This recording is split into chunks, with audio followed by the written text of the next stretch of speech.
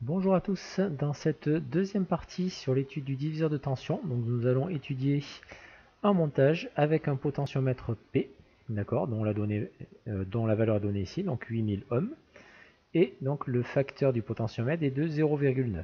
Voilà, donc en gros, d'un côté du potentiomètre on a 0,9 fois 8000, et donc de l'autre côté on a 0,1 fois 8000, donc x fois P et 1 moins x fois P.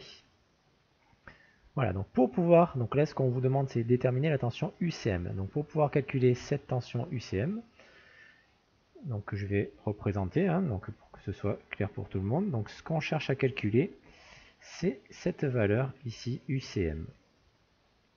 Voilà, donc pour pouvoir calculer cette tension ici UCM, il va falloir séparer ici ce potentiomètre en deux, parce il peut être considéré comme une première résistance qui a pour valeur 1 moins x fois P, donc 0,9 fois P, et une deuxième valeur ici qui a pour valeur 0,1 fois P. Donc on peut ici diviser le potentiomètre en deux et donc faire un schéma équivalent du montage. Donc le schéma équivalent, il peut se mettre sous cette forme-là. Voilà. Et donc si on regarde bien, si on compare bien ces deux montages, la résistance R1 ici va correspondre à R plus la première partie du potentiomètre.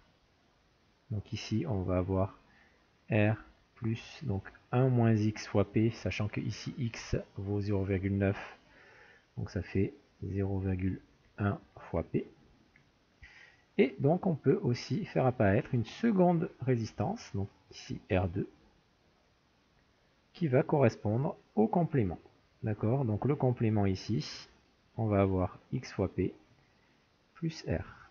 Donc on va avoir R plus ici 0,9 fois P.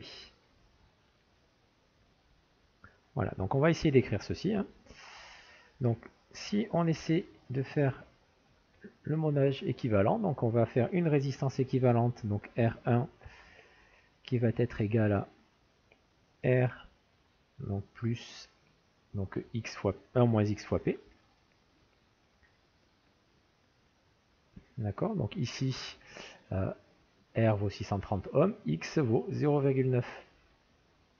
Donc on va avoir 630 plus donc 1 moins 0,9, ça fait 0,1. Donc 0,1 fois la valeur du potentiomètre qui est de 8000.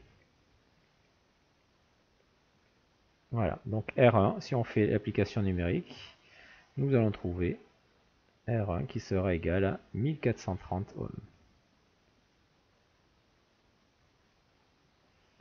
Voilà donc un premier résultat. Ensuite, on va faire la même chose pour essayer de calculer la valeur de R2. Donc de la même manière, R2, donc ici R2, c'est l'association de la résistance R plus la partie du potentiomètre X fois P. Donc R2 c'est égal à R plus X fois P. Donc je l'écris dans le cas général. Et donc dans notre cas ici, donc R vaut 630 ohms, toujours pareil. X il vaut 0,9, donc on aura 630 plus 0,9 fois la valeur du potentiomètre qui est égale à 8000. Voilà, donc si on fait l'application numérique, nous allons pouvoir trouver R2 qui est égal à 7830 ohms.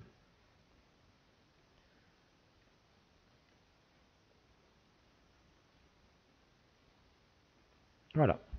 Et donc maintenant, nous allons pouvoir, donc, puisque les résistances du schéma équivalent, donc R1 et R2, sont parcourues par le même courant, donc le générateur E génère un courant que l'on peut appeler I. Cette intensité du courant va circuler dans R1 et donc va circuler naturellement dans la résistance R2. Donc nous allons pouvoir appliquer le diviseur de tension pour calculer cette tension, donc UCM, qui est recherchée. Donc UCM, d'après le diviseur de tension, donc je vais l'écrire ici, donc diviseur de tension, UCM va être égal à R2 divisé par R1 plus R2 fois la tension E d'entrée. Voilà, donc R2, on vient de le calculer, donc R2 c'est 7830, divisé par donc, R1 plus R2, donc 1430 plus 7830, fois la tension E, donc ici elle a été donnée à 11 volts, donc c'est fois 11. Et donc si on fait l'application numérique, nous allons trouver UCM qui sera égal à 9,3 volts. Voilà, donc j'entoure cette valeur, c'est mon résultat au niveau de UCM. Donc je vais le noter ici, 9,3 volts. Donc bien évidemment, si on fait bouger, donc si on tourne le potentiomètre, on va faire bouger la variation, les valeurs de R1 et de R2, et donc on aura un diviseur de tension qui va être différent. Donc on va pouvoir faire régler à l'aide du potentiomètre la tension UCM de manière assez précise. Voilà, donc je valide mes résultats. Et donc effectivement, voilà, donc UCM égale 9,3 volts. Voilà, merci à tous de m'avoir écouté. Donc à très bientôt pour une nouvelle vidéo.